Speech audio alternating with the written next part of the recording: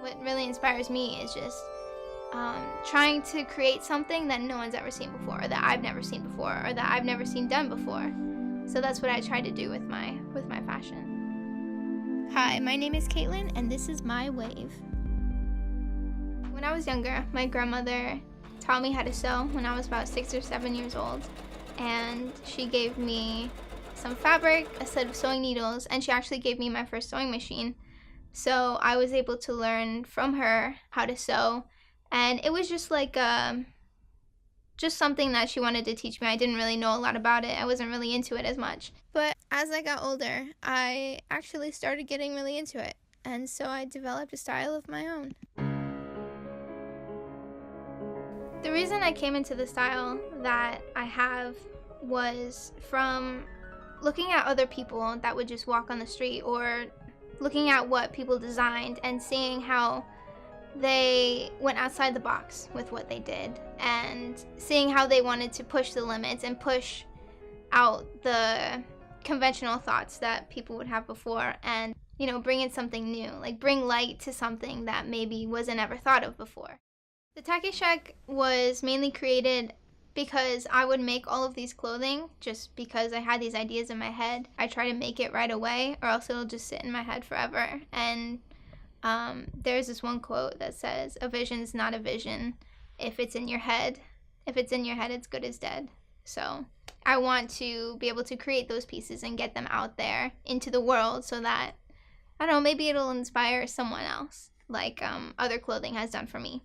So basically what I make, I put on the Tacky Shack, and people can buy it if they want. They can just view it. It's kind of more of a gallery of what I've made, of a portfolio, than, for anything. It is definitely very difficult to have my company and be in school at the same time, because in school I'm learning the proper sewing techniques and the proper serging techniques and how to use different materials and different parts for the sewing machine. So it takes up a lot of time, and then to go home and try to make a costume in like the short amount of time I have between work and school, it's difficult for me to put in that creativity when I'm using it all in school. There are a lot of good places in the area that I shop around at. Avalon Exchange is a really good one. It's like Plato's Closet, where they buy in clothing, used clothing from their customers, and then resell it in order to make money. And they have a lot of really cool vintage pieces for cheap. Also, there's this really cool thrift store right next to my house called Treasure Hunt Thrift Store. And what she does is she goes to estate sales and buys out all the clothing, and then sells it in her little shop. And it's really cool because sometimes it's like really old lady stuff, and it also can be really brand new, like a fur coat that would normally be $100 that she'd price it like $5. So her spot is really cool to find a lot of steals. My process for making an outfit, I'll wake up in the morning and I don't want to wear anything in my closet. I'm just like bored of it. So I'll just say like, hey, what can I make today that I feel in the mood for? One day I woke up and I made a purple fluffy tank top with like a lace up the front, just because I thought it looked cool, and I only wore it that day. But yeah, and for costuming, it's different because you have to research the costume, and if it's from a show or a movie, you have to research that to get the sort of feel for the costume and the area around it, so that you get every detail right, and the customer isn't like, oh, well, that should say this and not this, because they know the world of the costume, not me.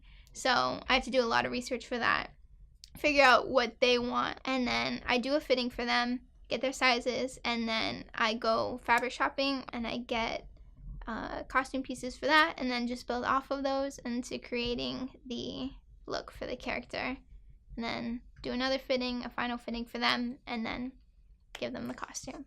Probably my favorite one that I've made is a Cindy Lou Who costume last Christmas for this customer.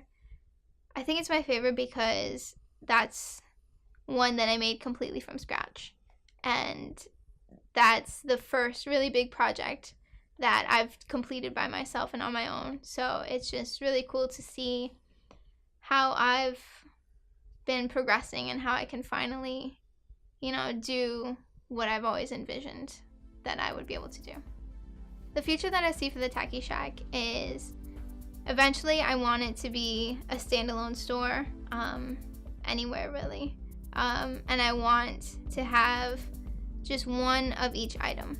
That's it. I'm only going to make one of each item. And I want to fit it to the customer.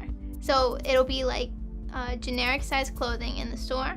And then I'll have like a little sewing room off to the side where we can like tailor them in, make it fit them the way that they want to, tweak it a little bit if they want to, because I want it to be unique, and I want it to be able to express themselves through the clothing that I make for them. So it's like a combination, like me and them coming together in a piece of clothing. I just want it to be a creative outlet. I don't know where it's gonna go. I don't know if I'll like merge with other people, but I just want it to be a place where I can put my designs out there and have them be seen by the world, and maybe inspire someone else off of my clothing like they did with me.